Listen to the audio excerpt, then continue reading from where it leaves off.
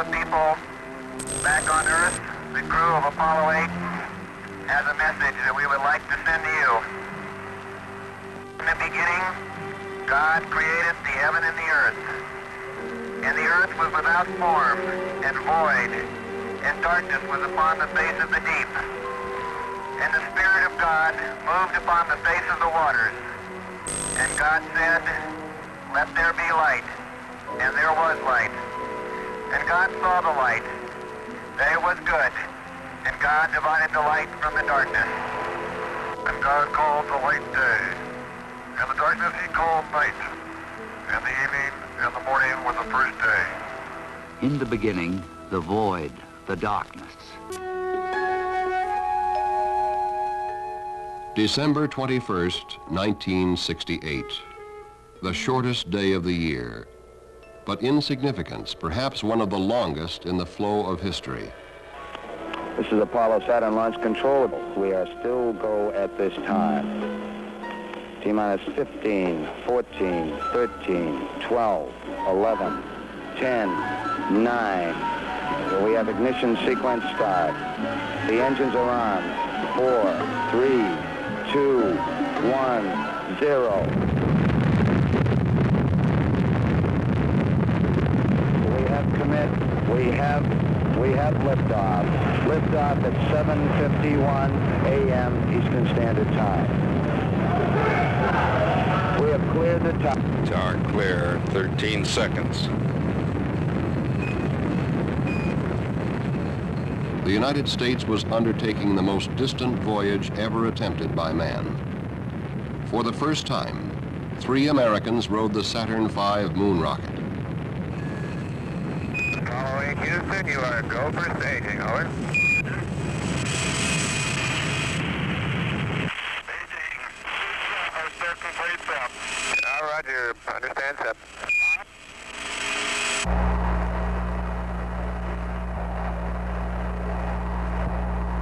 Apollo 8. We hear you loud and clear, Apollo 8. Okay, the first stage was very smooth, and this one is smoother.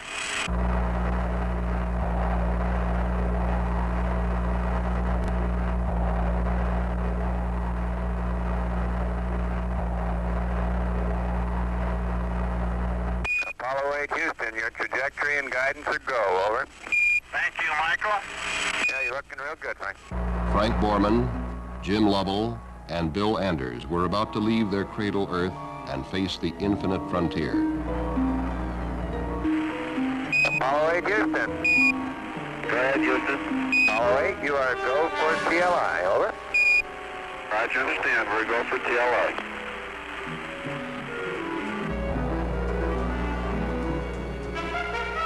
TLI, Translunar Insertion. This was the commitment. Borman, Lovell, and Anders were ready for the maneuver that would send them to the moon. As the world listened and watched, its people were overtaken by a new awareness, an awareness that they were perhaps witnessing the overture to the ultimate destiny of man. Lovell confirms ignition. And the thrust is okay, Booster says. On board the spacecraft and in mission control, the men of Apollo 8 watched the readouts. Velocity buildup in feet per second. The numbers snowballing toward the velocity that would allow the spacecraft to escape Earth's gravity. Okay, we got Seco. And Borman says we've got Seco. Cutoff was right on the second. With the cutoff of their third stage engine, Apollo 8 was traveling faster than had any men before, a coasting uphill climb against the pull of their native planet. Now the third stage, the S-4B, was just useless mass to them. It was jettisoned, then later placed into an orbit around the sun. The crew of Apollo 8 turned around for a look. Houston, Apollo 8, how do you read? You're loud and clear, Frank. How are you? Roger, we're loud and clear. We've taken pictures of the S-4B. The post-separation sequence is completed, and we seem to have a high gain. Give us clues to what it looks like from way up there. Roger. I can see the entire Earth now out of the center window. I can see Florida. Cuba, Central America, the whole northern half of Central America, in fact, all the way down through Argentina and down through Chile. Hey, you picked a good day for it. Used it for information. I'm looking through the scanning telescope now, and I see millions of stars, most of them descending from the S-4B. The crew of Apollo 8 now settled down to the routine of the outward flight. Systems checks, observations, navigational star sightings. Jim, I've just been looking at your marks with respect to accuracy, and they figure they're within a couple thousandths of a degree of the theoretical optimum. Lovell's proficiency in navigating the spacecraft with its onboard optical instruments would eventually earn him the nickname the man with the golden fingers. His speed was such that he would be requested to slow down so that the earthbound machines recording the data could keep up with him. The accuracy of his sightings was virtually flawless, symbolic of the entire mission. A mission so accurate that several of the planned mid-course corrections would be dropped as unnecessary. Astronauts, spacecraft, flight controllers, computers. The precision was fantastic. Then, on the second day out, the world looked in on the crew via television. This transmission is coming to you approximately halfway between the moon and the Earth. We've been 31 hours, about 20 minutes into flight. We have about less than 40 hours left to go to the moon. So Apollo 8 glided on silently, farther from Earth than man had ever before been, a microscopic dot of life in the cosmic void. Around the world, in Goldstone, California, Madrid, Spain, Canberra, Australia, the gigantic antennas of the Deep Space Network tracked Apollo 8, received its communiques, picked up the voice of its telemetry. Only for the 40 minutes of its transit behind the moon on each orbit would Apollo 8 lose contact with Earth. Then, on the day before Christmas, the network zeroed in on the spacecraft television antenna for the second broadcast to Earth. All right, you're all looking at yourselves as seen from 180,000 miles out in space. Mike, what I keep imagining is if I'm some lonely traveler from another planet, what do I think about the Earth from this altitude? Whether I think it'd be inhabited or not. You don't see anybody waving, is that what you're saying? Well, I'm just kind of curious whether I would land on the blue or the brown part of the Earth. You better hope we land in the blue part. Shortly after they turned off the television camera, Borman, Lovell, and Anders ended their long climb away from Earth. Crossing the point where the gravity of Earth and Moon just balanced, they became the first men to fall toward another celestial body. Now the time approached for the most immense commitment of the mission, Lunar Orbit Insertion, LOI. A burn of the service module engine would place Apollo 8 into orbit around the moon. Up to this time, without further major maneuvers, the spacecraft would loop around the moon and return to Earth. Once the burn was made, Apollo 8 would be held by the moon's gravity field until a later burn would push it free. Apollo 8, this is Houston at 6804, your goal for LOI. Okay, Apollo 8 is go. You're riding the best bird we can find.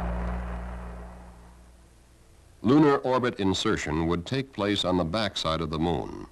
With the moon between the spacecraft and the Earth, all contact would be lost until it appeared on the other side. In mission control, they anticipated LOS, loss of signal from Apollo 8. We'll see you on the other side. Now, mission control and the world could only wait. Wait for the first contact with Apollo 8 as it emerged from behind the moon. We've got it. Apollo 8 now in lunar orbit. There's a cheer in this room. This is Apollo Control Houston, switching now to the voice of Jim Lovell. By 60.5, good to hear your voice. The burn was as close to perfect as possible. Later burns would circularize the orbit, and the three astronauts would circle the moon 10 times in 20 hours. Sunrise, sunset, every 2 hours on an alien world. And they would take pictures, still photographs as well as motion picture film, here seen at a much faster rate than orbital velocity. Apollo 8, Houston, what does the old moon look like from 60 miles, over? Okay, Houston. The moon is essentially gray. No color. Looks like plaster of Paris. Or sort of a grayish beach sand. We can see quite a bit of detail. The craters are all rounded off. There's quite a few of them. Some of them are newer. Many of them look like, especially the round ones, look like hit by meteorites or projectiles of some sort. Langrenus is quite a huge crater. It's got a central cone to it. The walls of the crater are terraced, about 6 or 7 different terraces on the way down.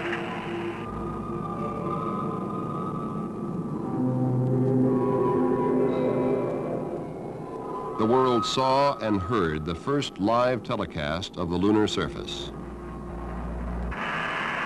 Hey, Bill, how would you describe the color of the moon from here?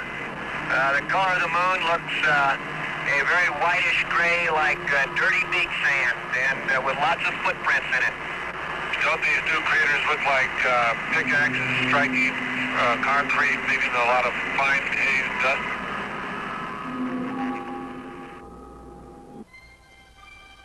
Scientist, engineer, astronaut, the world, all followed the progress of Apollo 8. For this was preparation, an advanced scout marking the way for those who would follow, those who would orbit, those who would land, navigate, track, observe, record, describe. There's no trouble picking out features that we learned on the map. Certainly looks like we're picking the more interesting parts of the moon to land in.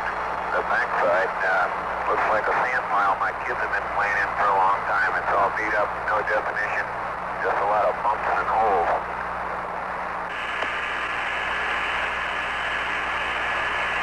The area that we're over right now gives a hint of possible volcanics, so I really can't eyeball it at the moment to pin that down. No, there are some craters and buildups definitely suggest volcanic activity.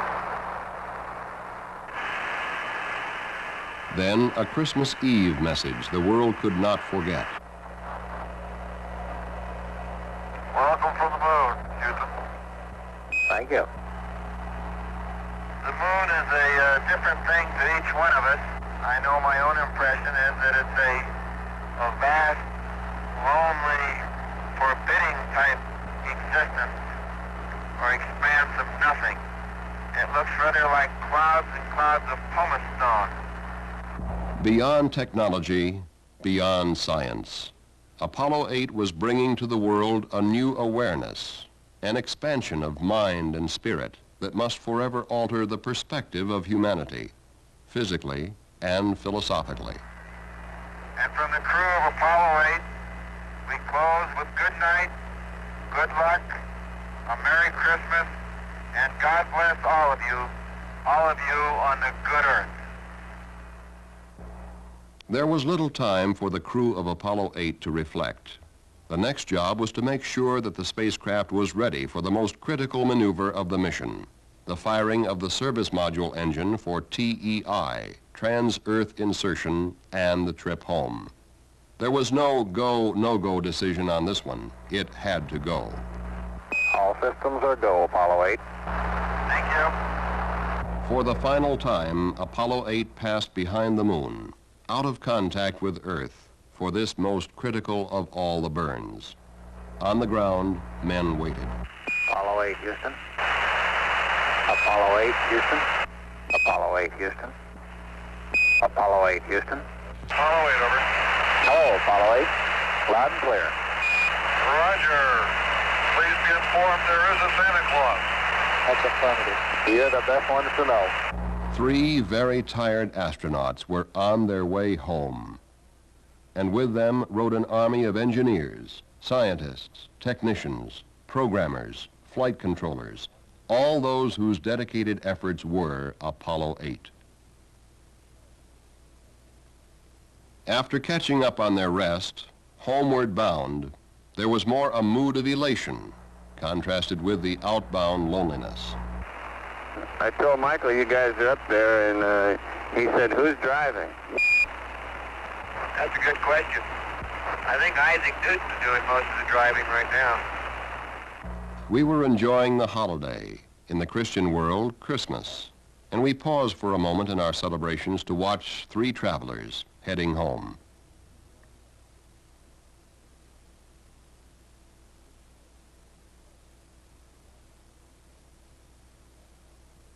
As many of us sat down to our Christmas meal, Borman, Lovell, and Anders were enjoying theirs.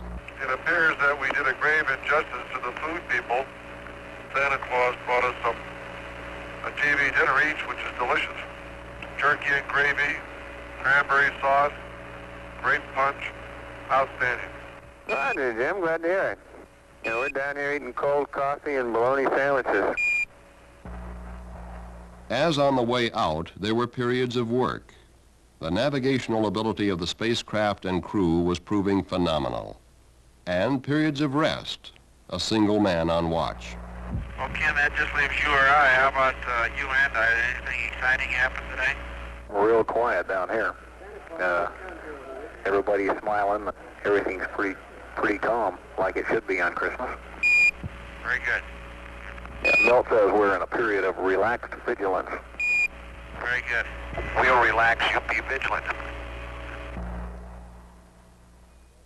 The final television transmission, 97,000 miles out, farther than man had been on any previous mission, but now tantalizingly close to home. I think I must have the feeling that the travelers in the old sailing ships used to have. We've gone on a very long voyage away from home, and now we're headed back, and I have that feeling of being proud of the trip, but still happy to be going back home and back to our home port. Every second brought the spacecraft closer to its fiery entry, the final plunge to the safety of Earth. On the morning of December 27th, the word was given to Apollo 8. The pyrotechnic devices that would separate the command and service modules prior to entry were armed. Apollo 8, Apollo 8. Your go for pyro arm. Everything's looking good. Roger, everything's looking good here, Ken. On schedule, the command module jettisoned the service module to expose the main heat shield, aligned itself to entry attitude, and slammed into the atmosphere at 25,000 miles per hour, faster than man had ever traveled until Apollo 8.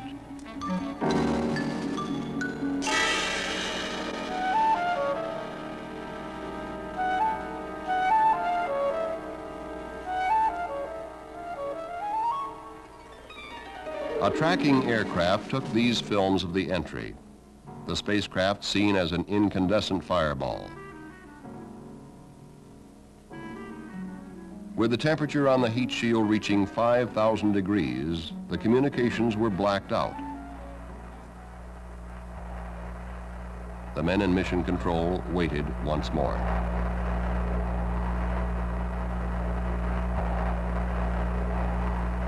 Ken Mattingly just put in a call and just frankly labeled it a radio check.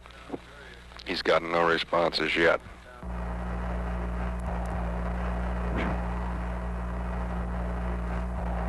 Ken Mattingly puts in another call. And there's Jim Lovell. We're in real good shape, Houston. Real fine. The landing was right on target.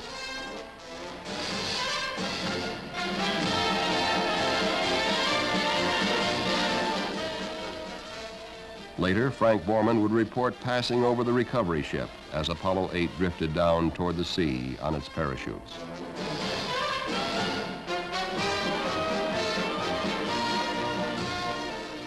As Borman, Lovell, and Anders stepped onto the carrier deck, a huge and patriotic celebration broke loose in Mission Control. A celebration echoed by the hundreds of thousands of men and women who were Apollo 8. Again, it's Apollo Control here. I'm not sure how well our voice is getting out.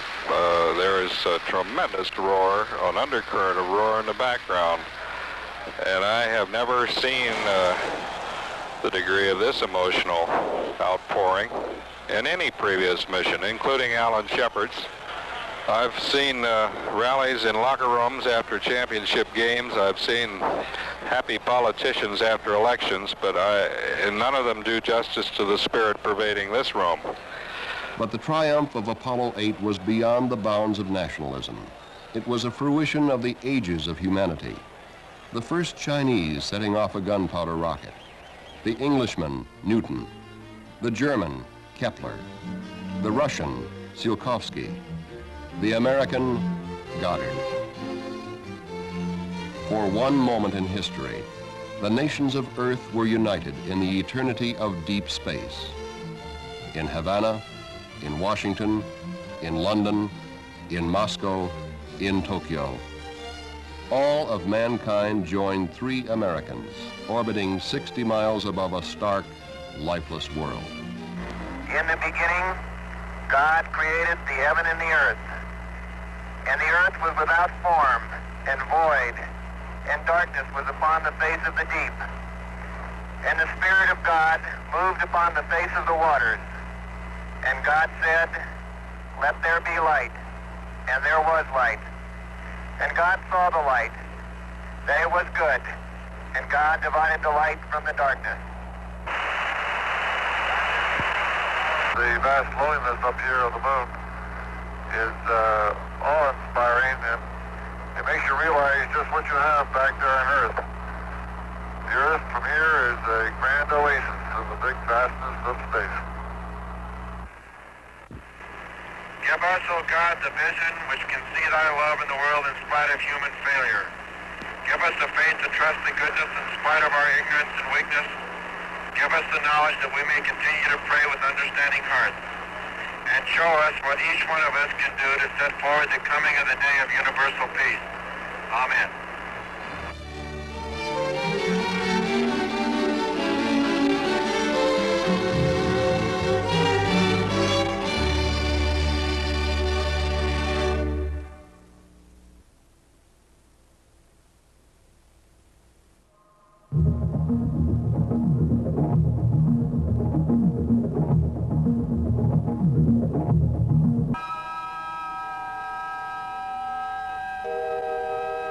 Christmas, 1968, when man first cut the silver cord of Earth's gravity to orbit the moon.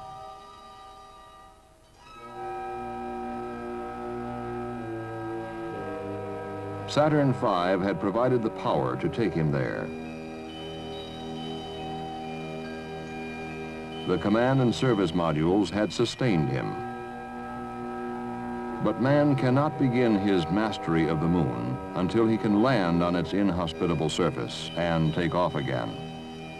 To do this, he needs the third basic piece of hardware, the lunar module. The lunar module is a new concept designed exclusively for use in the vacuum of space. A 2-man taxi used as a shuttle between the lunar surface and the orbiting command module. But before men can use the lunar module as an operational lunar spacecraft, it must be tested in space, first in Earth orbit. This was the primary purpose of Apollo 9, the 3rd manned Apollo mission. Jim McDivitt, Dave Scott, Rusty Schweikert, 3 men to qualify this new machine, to make ready for the moon.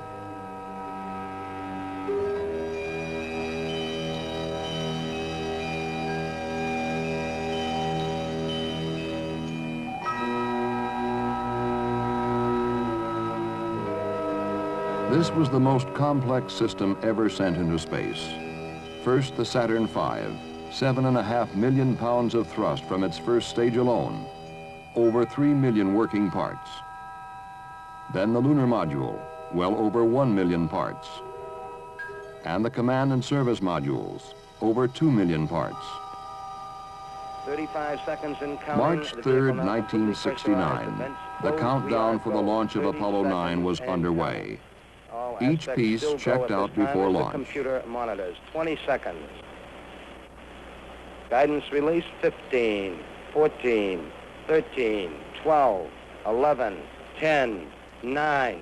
We have ignition sequence start. 6, 5, 4, 3, 2, 1, 0. All engines running.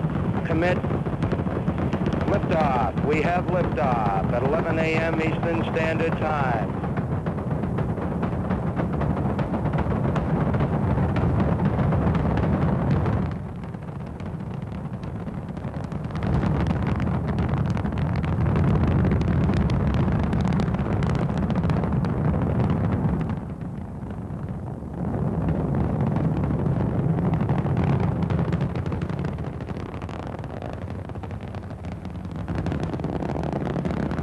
Apollo 9, you are go all the way. Everything looks good.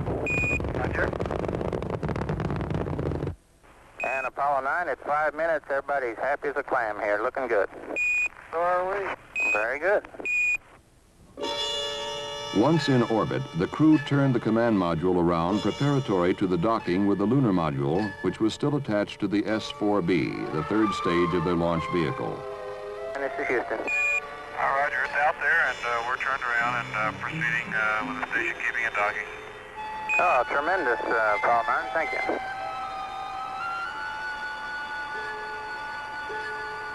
Go, Apollo 9. We're about 25 feet now on the closing point. Copy. All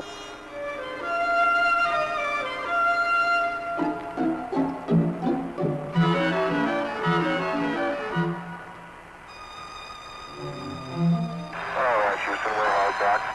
Apollo 9, understand hard dock. Good show. The next maneuver, to activate the springs which would eject the lunar module command module configuration from the S-4B. Apollo 9, you are go for ejection. Roger, go for ejection. Houston, Apollo 9. We've had a successful ejection, and we're presently separating very slowly from the S-4B. We've got them in sight out all the windows. Oh, sounds beautiful. Next, the S-4B engine would be ignited to send it away from Apollo 9, away from possible interference with their complex mission. Apollo 9, Houston. Looks like we're going to be right down his tailpipe. Ignition on the S-4B. It's on the way. It's just like a bright star disappearing in the distance. For the rest of the first and second days, Apollo 9 would fly in this configuration. 4 burns of the service propulsion system would optimize the orbit for the coming maneuvers. These burns could be roughly correlated to the mid-course corrections of a lunar mission. Then, on the third day, the crew cleared the tunnel connecting the command and lunar modules of the probe and drogue docking mechanism. This would open the tunnel for the transfer of McDivitt and Schweikert from the command module to the lunar module. Houston, just for your info, tunnel clearing went pretty much according to plan. Apollo 9, Houston's reading you loud and clear. Roger, I know another piece of info for you. The drogue looks as good as new. Roger, Apollo 9. With 2 spacecraft now in operation, new code names were introduced. The cone-shaped command module known as Gumdrop, the insect-like lunar module called Spider. Throughout the day, McDivitt and Schweikert would test every system of the lunar module. The major event of the day would be a burn of the lunar module descent engine. This engine, which will eventually be used for the actual lunar landing, would be under the manual control of Spacecraft Commander McDivitt for a large portion of the burn. Okay, there's ignition. Now, McDivitt put on a virtuoso performance, playing the throttle of the lunar module, each variation of thrust a note in a technological symphony. Starting the throttle. 40%. Go down to 10%. Coming back up to 40%. Coming back down to 25%. Back up again. Okay, coming up to 40%. Throttle profile is complete. Just let it sit there. The engine so necessary for the lunar landing had performed flawlessly. Another burn of the service module engine would complete the day. But first, McDivitt had a message. Okay, I've got to get something to eat. All I've had so far today is a little bag of fruit salad. I'm about to starve to death. Roger. It had been a busy time for the crew of Apollo 9, but it was only the beginning. The next day, McDivitt and Schweikert returned to the lunar module. This time, Schweikert opened the front hatch and stepped onto the front porch, the first all-up test in space of the Portable Life Support System, or PLSS, and the suit to be worn on the moon. Okay, Spider, gum drop. The hatch is open. No sweat. It just swings like it ought to swing. Hey, I can see Rusty's foot. Can you see me wiggling my toes? Schweikert was attached to the lunar module only by a safety tether. With his own life support and communication systems, he was virtually an independent one-man spacecraft. His call sign as the third link in communications, Red Rover. Oh, boy, what a view. That's spectacular. It really is. Alone in the command module, hatch opened, Dave Scott also had work to do. Okay, Dave, come on out. Okay. I'm going to let the camera run here. Taking pictures of everybody taking pictures. Yeah, you want to retrieve a sample? Right, that's a good idea. Now, both Scott and Schweikert were retrieving experimental thermal samples attached to the exteriors of the lunar and command modules. Because of Schweikert's upset stomach the previous day, his extravehicular transfer from the lunar module to the command module, to be used if the transfer tunnel were blocked, was curtailed. But the remaining EVA, which lasted for 37 minutes, demonstrated not only that an extravehicular transfer was possible, but gave a good workout to the spacesuit and life support system that will later be worn when exploring the surface of the moon. It had been another long, hard day, the first and only EVA scheduled for Apollo until the exploration of the lunar surface. But the next day was the biggest test of them all. With McDivitt and Schweikert in the lunar module, Scott alone in the command module, the two vehicles undocked.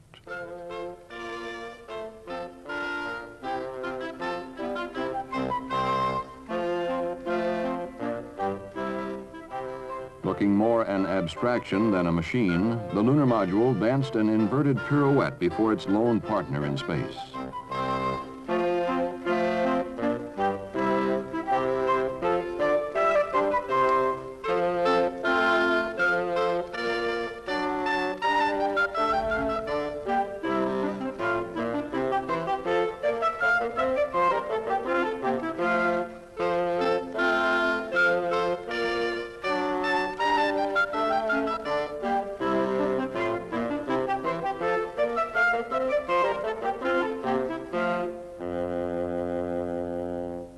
Firing its descent engine, the lunar module would pull away from the command module to a distance of about 100 miles.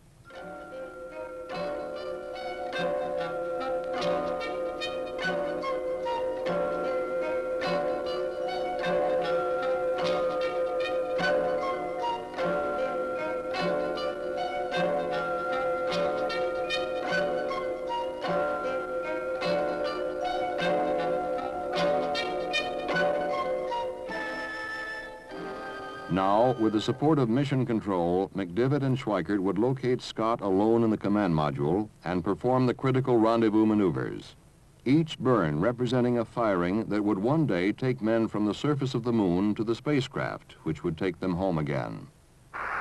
20 seconds. We have ignition. Burn looks good. It's a good burn, Dave. Oh, very good. Thank you. The lunar module had left its bulky four-legged descent stage in orbit. Now only the ascent stage and crew would return. Each burn a step in a computerized choreography which would lead to the rendezvous. Oh,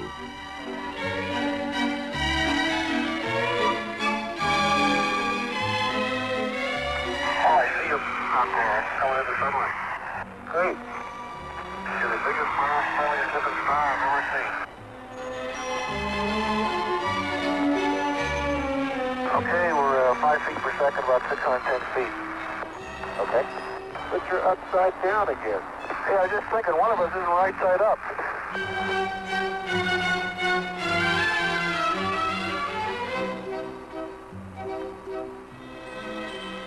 see I have us about 370 feet. Okay, looks closer than that. Doesn't it though? How does that sports car handle, Jim? Pretty nice. In order to dock, McDivitt needed to use a sighting device on the lunar module docking window. However, the brilliance of the sunlight made using the sight difficult. Alone in the command module, Scott helped talk McDivitt in. Well, you're coming fine. Just keep coming easy like that. It's going to go forward to your right a little bit, relative to your body. Well, it's translation, but I can't tell what my attitude is, Dave. If I don't see it, so there it is, there. Now you're coming in. Keep it coming. You're almost there. You're about there. I have captured. Really good. Okay. Why don't you take a break for a while? Man, when I take a break, I'm going to bed for 3 days. It had been a full 5 days, but the lunar module had checked out beyond expectations. In all aspects, it seemed ready for the moon. Now it was time to jettison the ascent stage of the lunar module to free the command module for the remainder of the mission. When a safe clearance had been established, the final test, the ascent engine of the lunar module was ignited to burn until its propellant ran out. The crew of Apollo 9 watched as their lunar module, now crewless, arced away from them. Hey, let's really move it out. I hope I didn't forget anything on board it. He's sure a long ways away.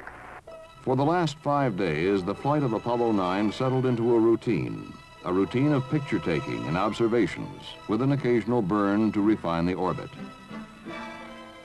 But this routine was a look into the future, a future when manned orbiting space stations, operating in concert with unmanned scientific satellites, could examine the Earth from this vantage point. When cameras such as those on Apollo 9 will take multiple spectrum photographs from visible light through the infrared, locating hitherto untapped geological and biological resources. And perhaps even more important, when man can look at his world with a new perspective, quantitatively and qualitatively observe the results of his actions on the face of his world. For with the power man controls, he can change the nature of his planet. He can no longer think of unrelated occurrences. He must realize that he exists within the structure of Earth's planetary ecological system. He can observe with this new technology the results of his interaction with his environment. Water pollution on the coast of the United States. Air pollution of a major city. The results of damming a river, of irrigating a desert. But Apollo 9 was not an orbiting laboratory. It was the third manned mission of Apollo, and it was time to come down. The prime recovery area had been shifted several hundred miles because of weather conditions in the original recovery zone. With the appropriate changes made to its flight path, Apollo 9 made its final descent into the atmosphere. The crew took these pictures of the re-entry and opening of the parachutes.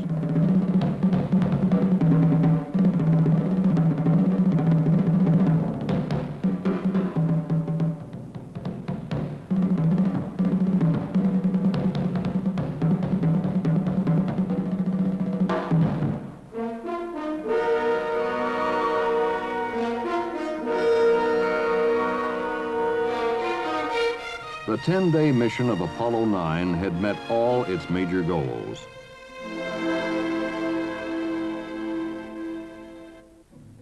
The ability to work and make a contingency transfer in the spacesuit and the PLSS had been proven. The capability of the lunar module to fulfill its vital role in the exploration of the moon had been established.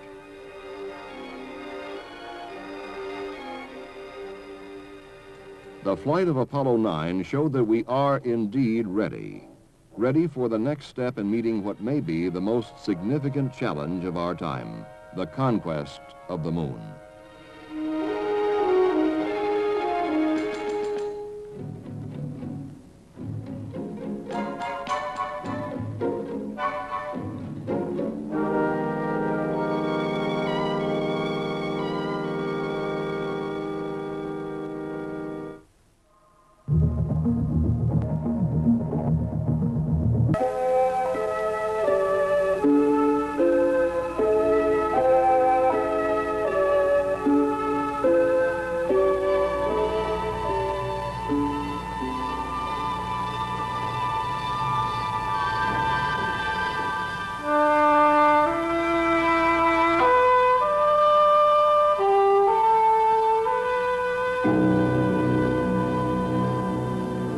On May 18, 1969, at the Kennedy Space Center in Florida, Apollo 10 stood ready on pad 39B.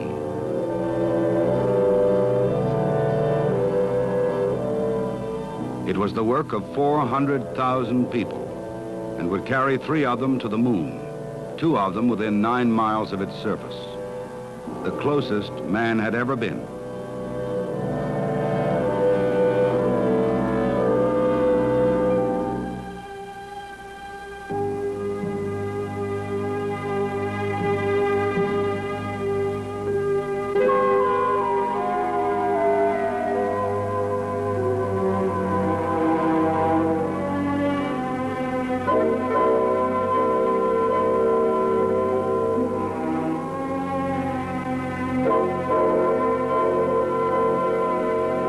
It was a flight that had to be made before others could safely land. By 10 a.m., Thomas Stafford, John Young, and Eugene Cernan were ready and received an affectionate send-off from an upstart beagle from a comic strip. Snoopy, a pilot himself and longtime mascot of the Apollo Quality Control Program, really deserved to go along. Anyway, he was there in spirit and in name, and throughout the complex and difficult mission, good humor prevailed, a mood which the world shared, a good thing to have when you're out there alone, 250,000 miles from home.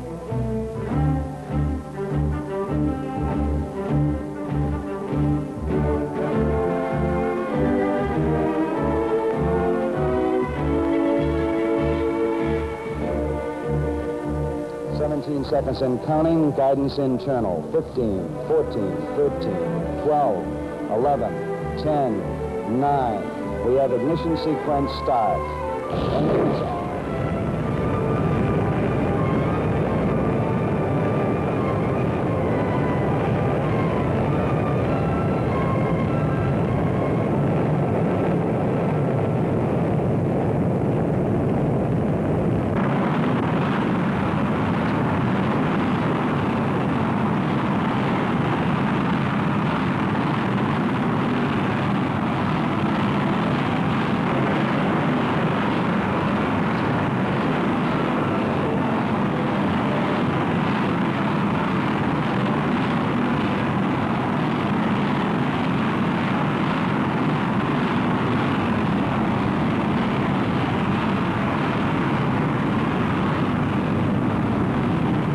Spaceflight seems to express extremes of every sort. An inferno below, a blizzard of ice above. Overpowering thrust contrasting with seeming reluctance to go.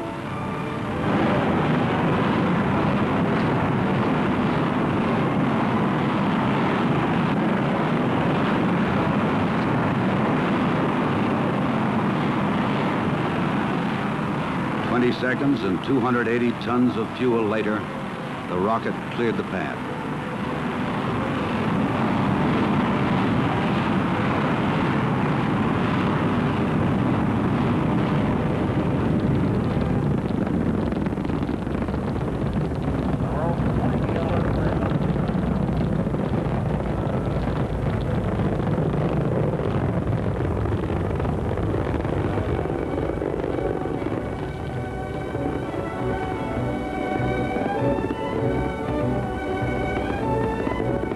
Launch directors found that they had been within 7,000ths of a second of their planned time for liftoff.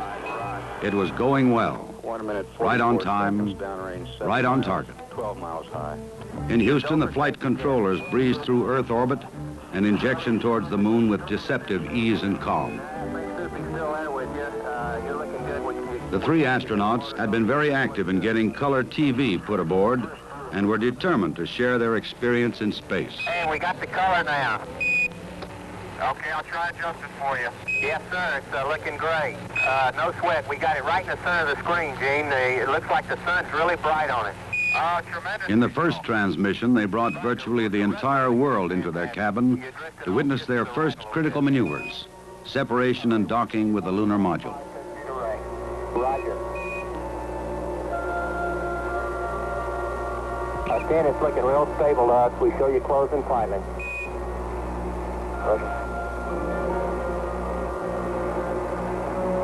docked in a second, I hope. Roger.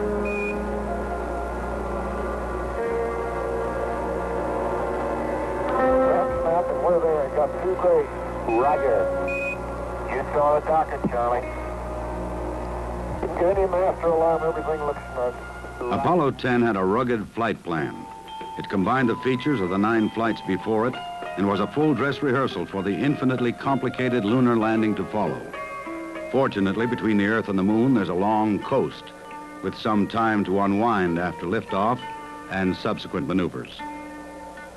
This gives the astronauts an opportunity to adjust to a weightless environment in which there is no up or down, no sunrise or sunset, and no one else around.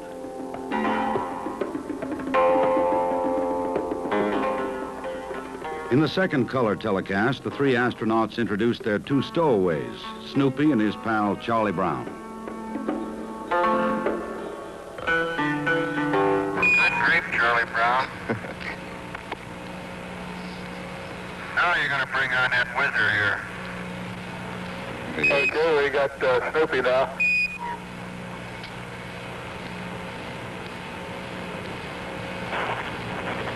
Well, he's been quiet for 2 days. He's going to get a chance to do a little woofing here in the next couple days. Roger, we noticed the resemblance there, too. Snoopy Thanks a Ryan. lot. I didn't know Tom had a big nose like that. On TV and in onboard motion pictures, the crew appeared deceptively idle. For the average viewer, the astronauts' humor and their relaxed appearance tended to obscure the 8 days of intense concentration.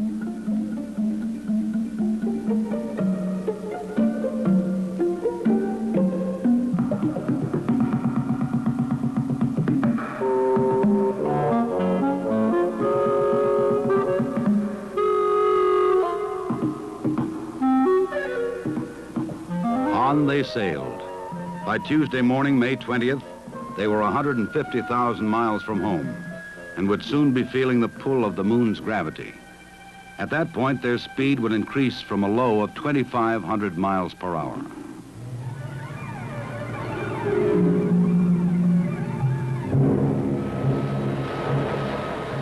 On Earth, at 1/2 mile per hour, Apollo 11 had started its journey to the moon.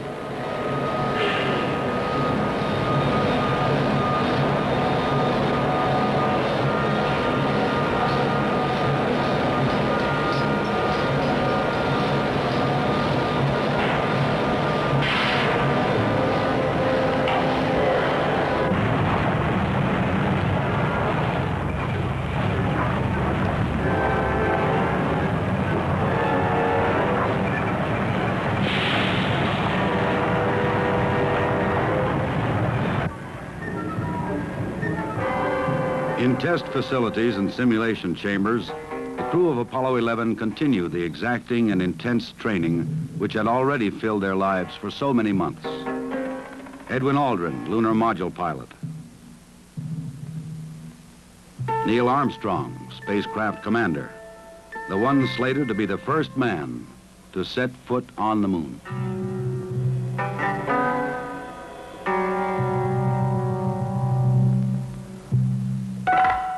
Michael Collins, command module pilot.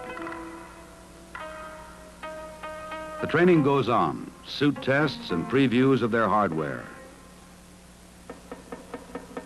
Simulated lunar gravity training, underwater and in the air.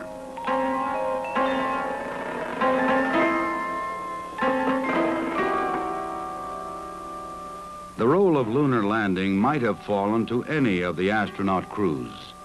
It might even have been the crew of Apollo 10. As it is, the burden of reality, the excitement of what is almost unreality, has been given to these 3. Meanwhile, the Apollo 10 trajectory was so accurate that 3 of the 4 mid-course corrections were skipped. On the 4th day, 74 hours into the flight, a precise burst of the main engine put them into orbit around the moon.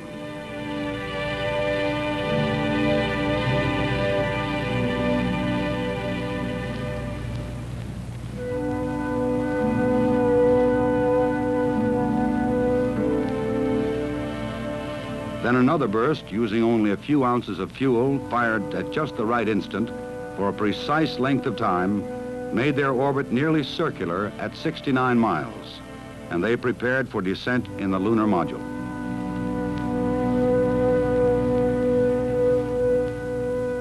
Astronauts Stafford, Young, and Cernan became the second group of 3 to see this sight, and they were the first with the potential to see it from a point 60 miles closer than it appears in this scene.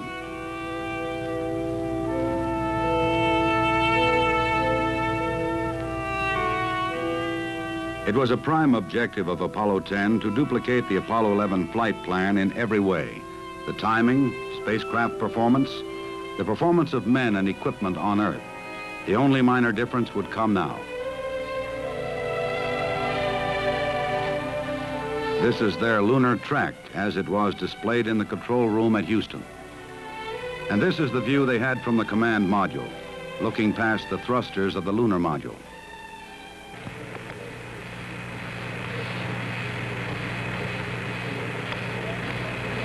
Jack, you're looking at some of those depressions that go right through some of the craters now, and they're very flat, and where they're shallow, we can see right to the bottom of them. Now it was time for Stafford and Cernan to crawl through the connecting tunnel. Right away there were problems. While Houston and the world waited, they finally solved a pressure problem in the tunnel and fixed a radar system defect. Then there was an unexplained twisting in the docking collar, but it didn't get worse. As they disappeared behind the moon for the 11th time, they were still together.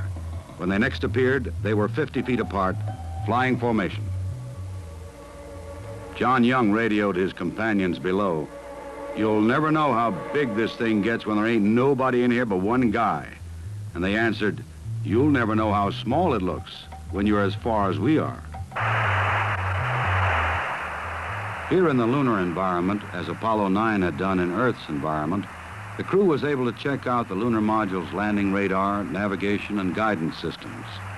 They were also proving out the descent rocket, an engine which can be throttled like an ordinary car.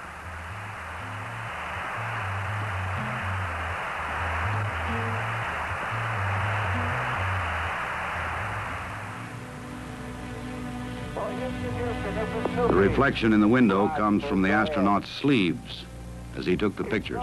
Down among us, Charlie. Roger, I hear you weaving your way up the freeway.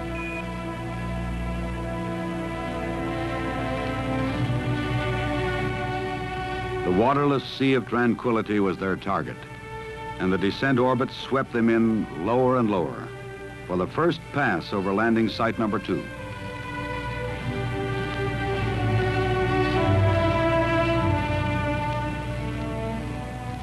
This is a preview of what the crew of the Apollo 11 will see when they head in for lunar landing.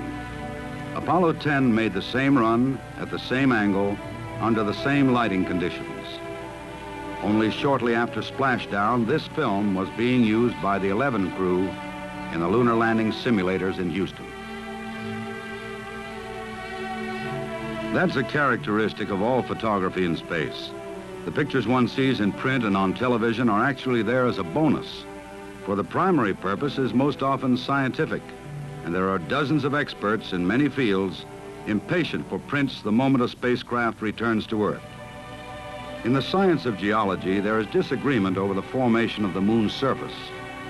Some believe it is the result of volcanoes, some say meteors, some say both.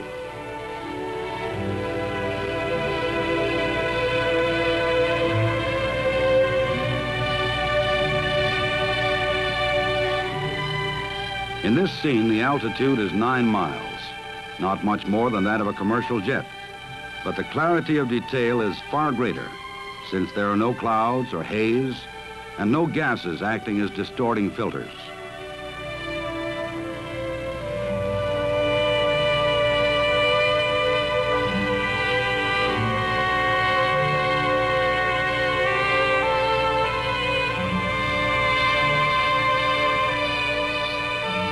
As the crew told Mission Control, it looks so close.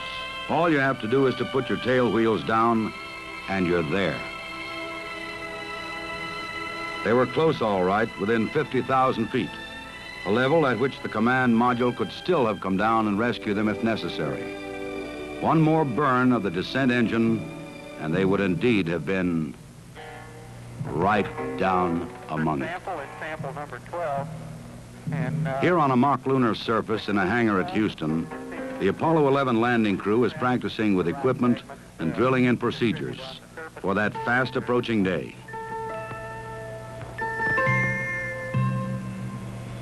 Sample number 13 is a particular but rhyolitic looking basalt. Into this pocket over Neil Armstrong's knee will go the so-called contingency sample, the one that guarantees that something will be brought back even if they leave in a hurry. During the actual mission, every sample will be described and photographed.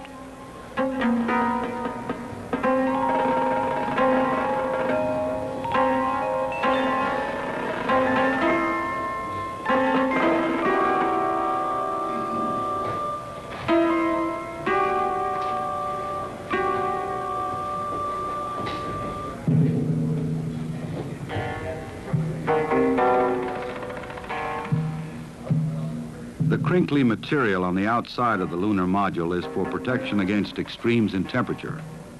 By pulling a lanyard, they open the panel protecting the two scientific experiments which they will leave behind. One is a battery of reflectors which will bounce back laser beams from Earth. The second is a moonquake detector. These panels will collect energy from the sun and keep the batteries charged.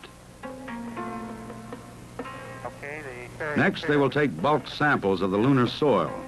In this training session, just sawdust, the lightness of which may help them adjust to the expected workload in lunar gravity, which is 1/6 that of Earth gravity. Reflect the characteristics of the lunar surface that we see. That is, certainly bring back... The bulk samples are sealed in return containers, better known as rock boxes. ...surface and concentrate on those types of... At the end of 22 hours, 2.5 of them working outside the lunar module, the Apollo 11 landing crew will blast off from the surface of the moon, leaving the descent stage where it landed.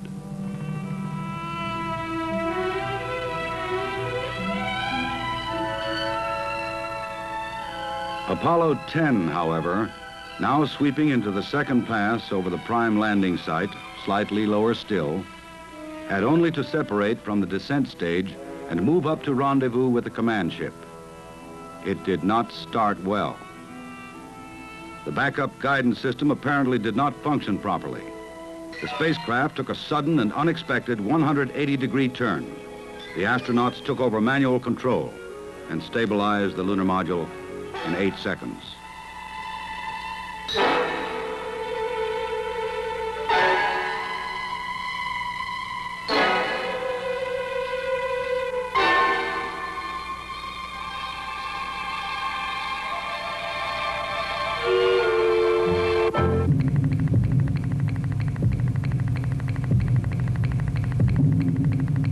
After a few missed heartbeats, the ascent continued smoothly, and the crew was amply compensated by the sheer beauty of the ride.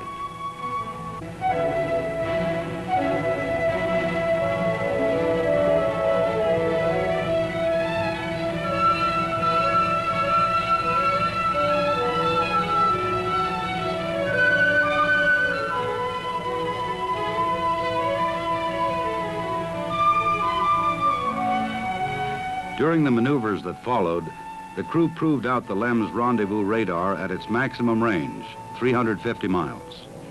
Fixed cameras were running in both spacecraft as they slowly closed together.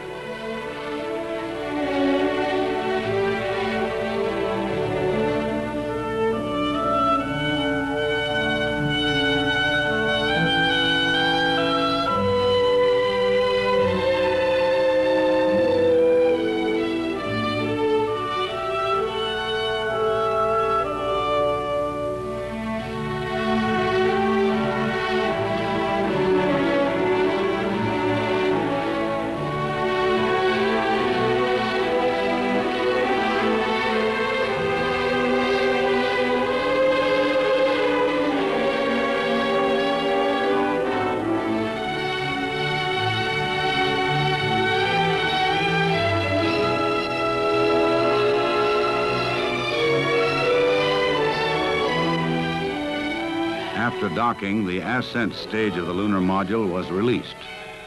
Its work was finished. It glided off toward orbit around the sun.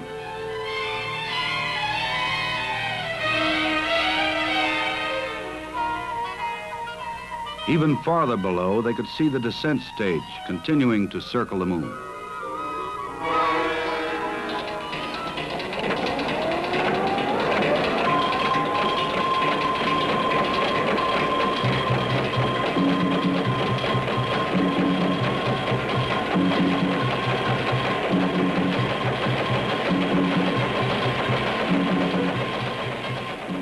The big day was finished. A whole string of new firsts had been added to the books. Things looked good for a lunar landing, but there was still the homeward leg to think about.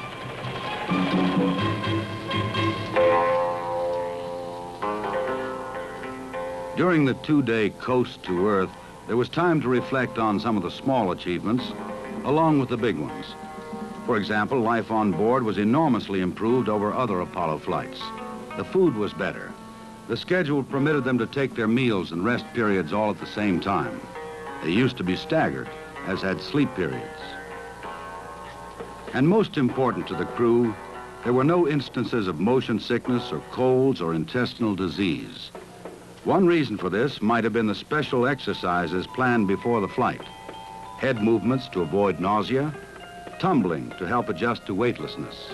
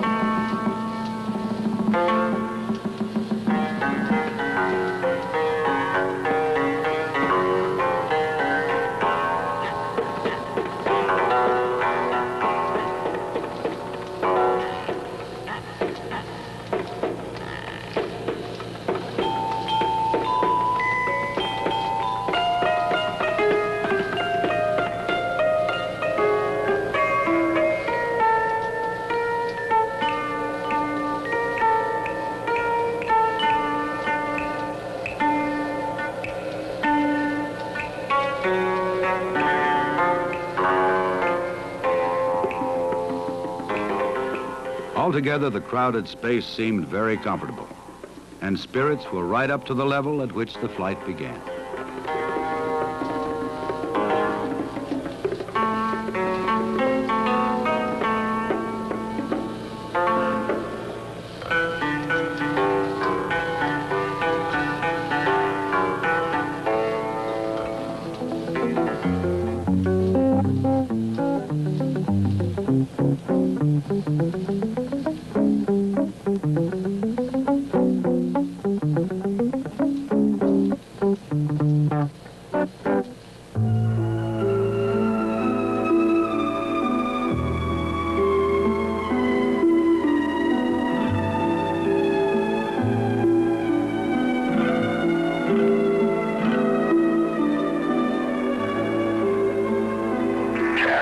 One reflection that we felt very strong about as we show you our last telecast here of the Earth is that we felt very strong about sharing with you some of the adventure, the excitement, the challenges, and the rewards of these 8 days.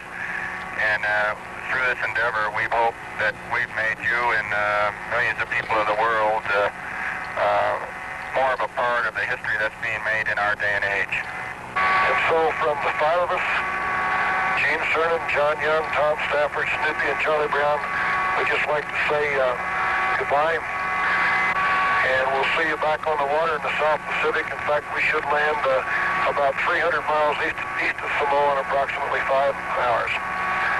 So from the crew of Apollo 10, and goodbye.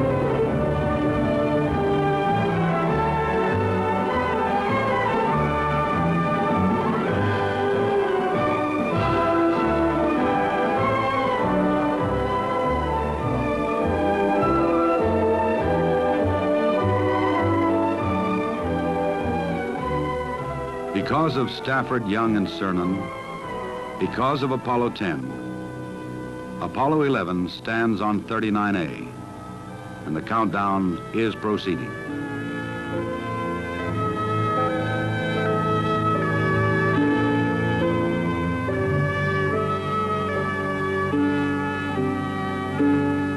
Now, a green light for a lunar landing.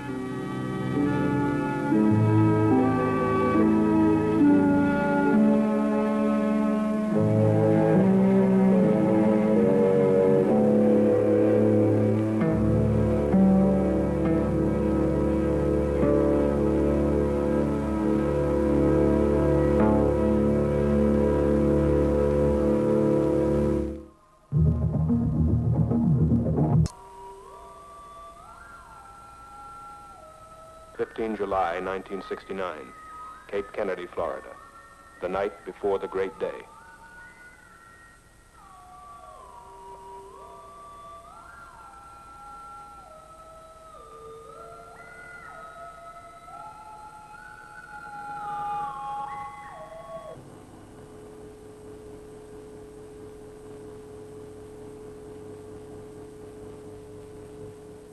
£6 million of machine. 36 stories tall. Nearly 10 years' work of 500,000 people.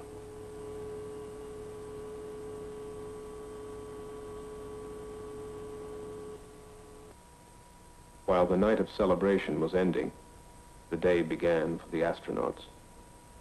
Breakfast, medical examination, suiting up.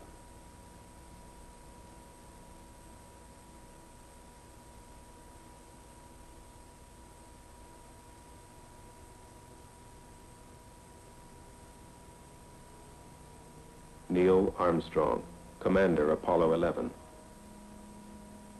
Edwin Buzz Aldrin, Lunar Module Pilot.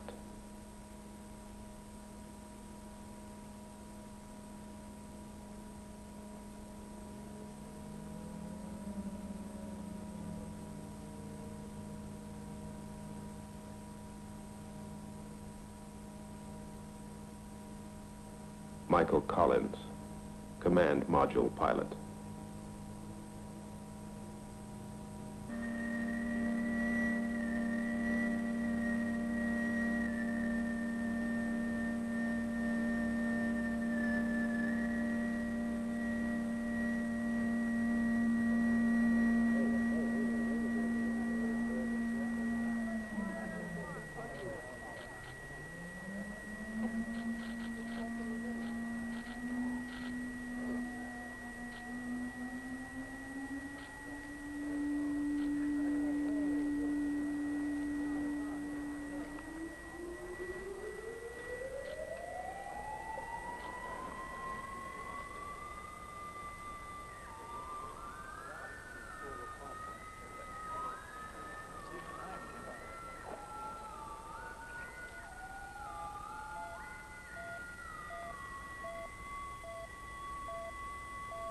propellant load pressure and temperature, digital transmission worldwide tracking, stabilization and guidance, radio frequency telemetry and voice communications, signal conditioner integration, spacecraft electrical power, flight control, S4B propulsion stage monitoring, S1C, S2 propulsion stage. Every important valve, gauge, and circuit was continually monitored at Launch Control Center throughout the 28-hour countdown. The vehicle starting to pressurize as far as the propellant tanks are concerned, and all is still go as we monitor our status for it. Firing command coming in now. We're on an automatic sequence as the master computer supervises hundreds of events occurring over these last few minutes. 2 minutes, 10 seconds, and counting. Oxidizer tanks in the second and third stages now have pressurized. T-minus 1 minute, 35 seconds. The third stage completely pressurized. T-minus 60 seconds and counting. We passed T-minus 60. 55 seconds and counting. Neil Armstrong reported back when he received the good wishes. Thank you very much. We know it will be a good flight. Good luck and Godspeed. 40 seconds away from the Apollo 11 liftoff. All the second stage tanks now pressurized. 35 seconds and counting. We are still go with Apollo 11. 30 seconds and counting. Astronauts report it feels good. T-minus 25 seconds. 20 seconds and counting. T-minus 15 seconds. Guidance is internal. 12, 11, 10, 9. Ignition sequence start. 6.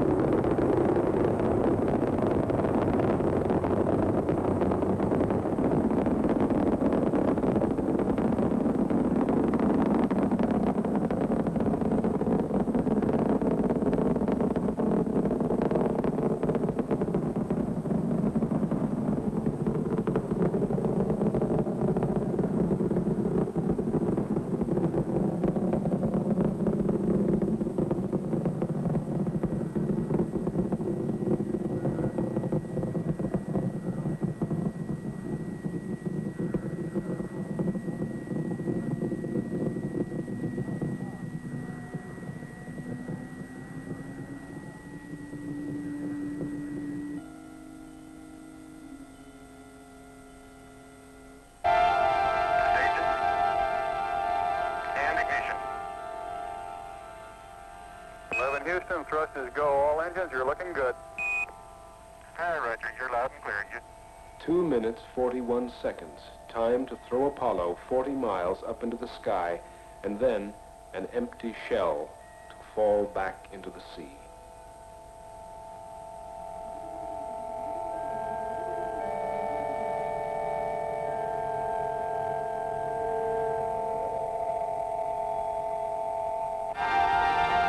We got skirt depth. Roger, we confirm skirt depth. Tower's gone. Roger, tower. Neil Armstrong confirming both the engine skirt separation and the launch escape tower separation. Yeah, Houston, Apollo 11 and Saturn gave us a magnificent ride. Roger, 11, we'll pass that on, and it certainly looks like you're well on your way now. We believe that Mike Collins is now maneuvering the spacecraft in the transposition and docking maneuver, and the antenna patterns aren't too good at the moment. So we have a weak signal strength. The command service module separated and turned around to dock with Eagle, the lunar module. Apollo 11, this is Houston. How do you read?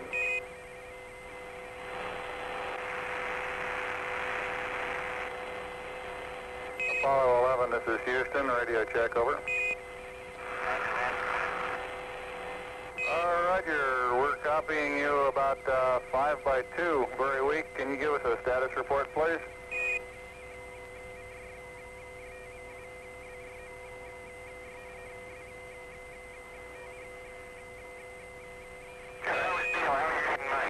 Oh, loud and clear now, Mike, and we understand that you are docked. That's right. Hello, Apollo 11 Houston. We recommend you accept the NAV 49. Continue through your sequence of sightings, and then we'll analyze the data afterwards. Over. Okay. On board was a fourth brain, a small computer called DISCI, which solved problems and helped with a long sequence of systems checks and data exchange with Earth. Houston, Apollo 11, star 40 has just disappeared now in the sextant. Could the trunnion angle 47 something be a little high? Stand by. Hello, Apollo 11 Houston. We'd like you to press on to star 44. Over. Yeah, right here. How many more? They found their way across the sea of space, navigating by the same stars that guided Columbus to shores unknown. 11 Houston, we copied 2 good marks. Over. Okay. No up or down, no day or night. Only the slow creeping of the harsh sunlight through the windows as the spacecraft rotates to keep from getting too hot on one side, too cold on the other.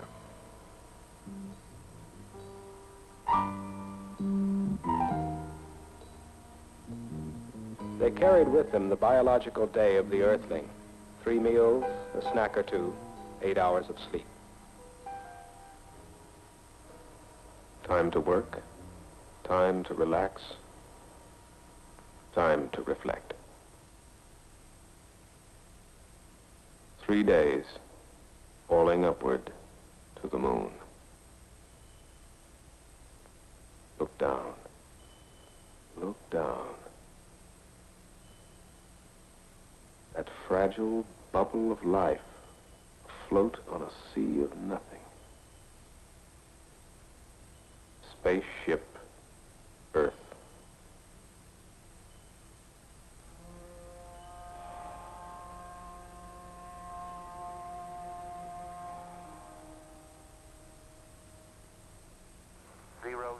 Zero, 9 or 8.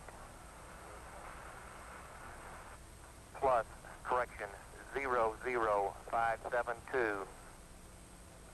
Perigee plus 00085. 00764. 030. 000. 29er3. 986 minus 00759er.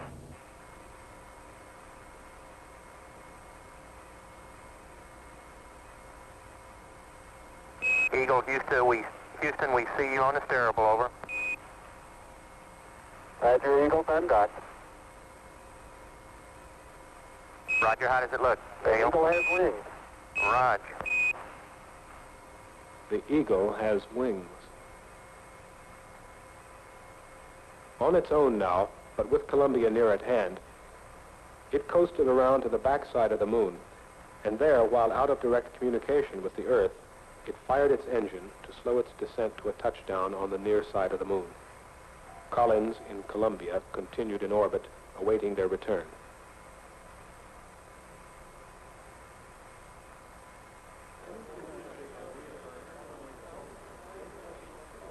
Okay, all flight controllers, gonna go for landing. Retro. Go. Fido. Go. Guidance. Go. Control. Go. Telcom. Go. GNC. Go. Ecom. Go. Surgeon. Go. Capcom, we're go for landing. Altitude 4,200. Houston, you're go for landing, over.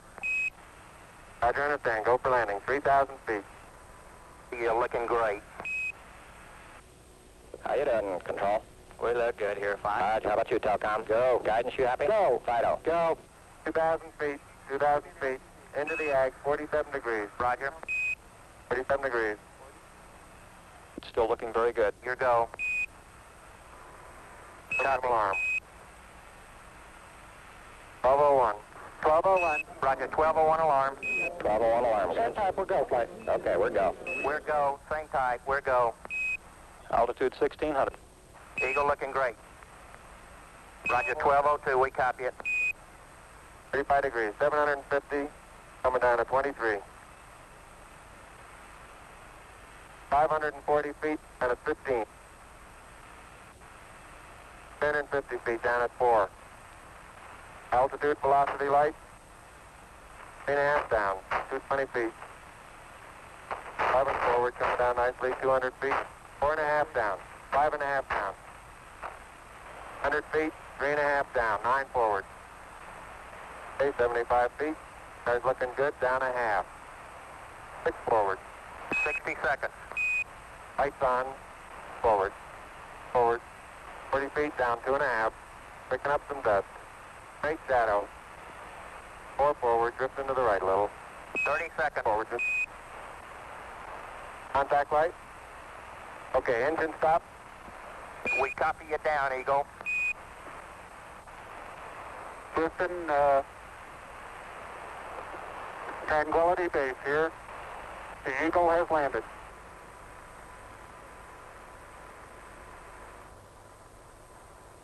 Okay, Neil, we can see you coming down the ladder now.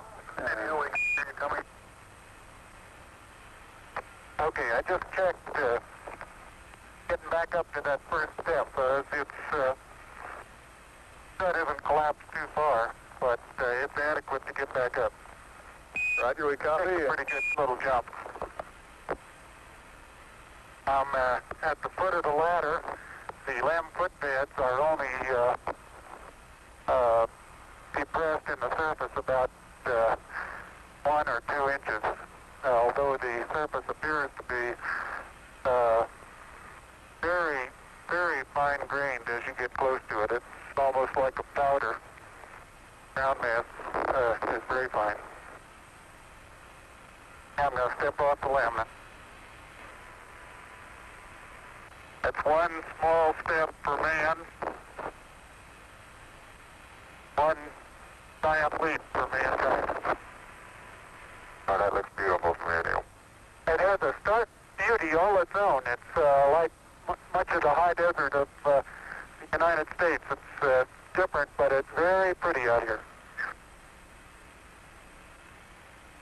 Are you getting a TV picture now, Houston?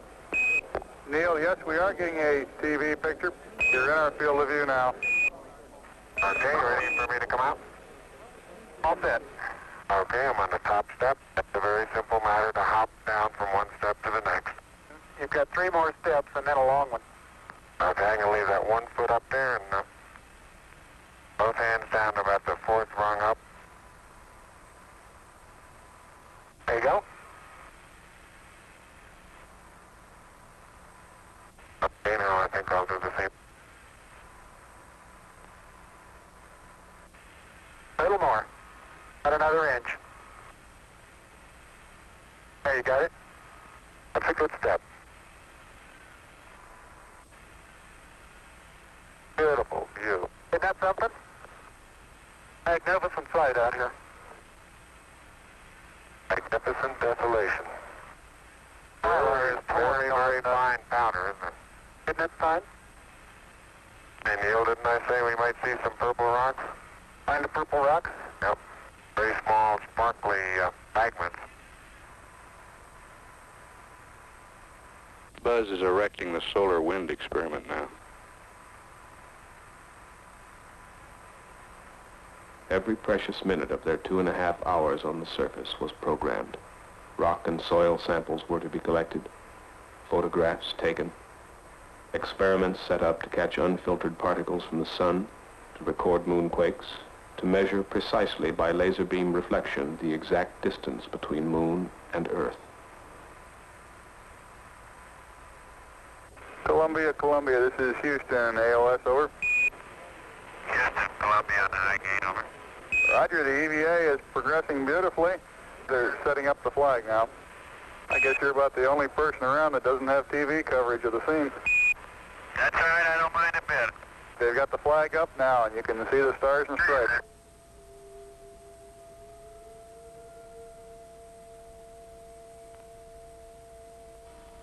Alone, 45 miles above the moon's surface, Michael Collins completed an orbit every 2 hours. He listened to the progress of the moonwalk and awaited the moment when his companions on the surface would lift off to rendezvous with him.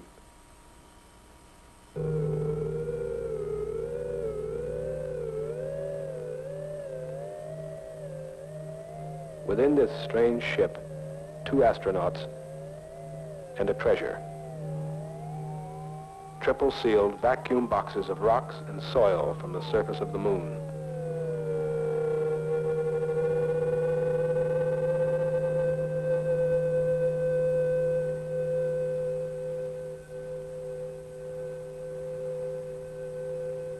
Locked within these rocks were secrets of the ages to be studied and deciphered by the scientists of Earth. The age of the moon, the age of the sun, how the moon was formed,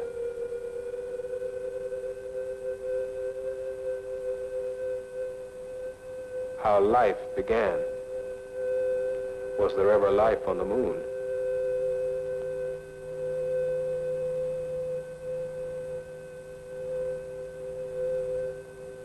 Was the moon once molten and volcanic, or has it always been cold and dead? Was it once part of the Earth? Or was it a wandering planet captured by the Earth eons ago?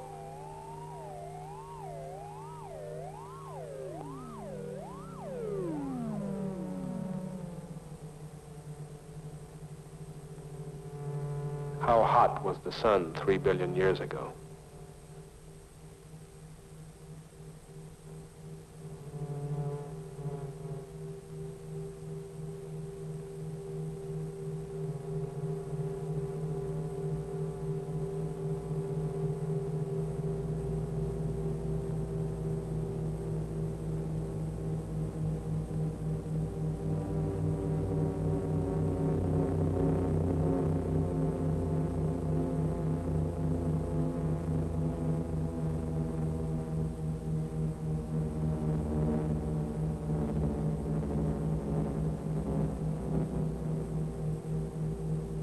When Armstrong and Aldrin, with their precious load of moon rocks, had transferred to Columbia, the faithful Eagle, its task completed, could be cut adrift.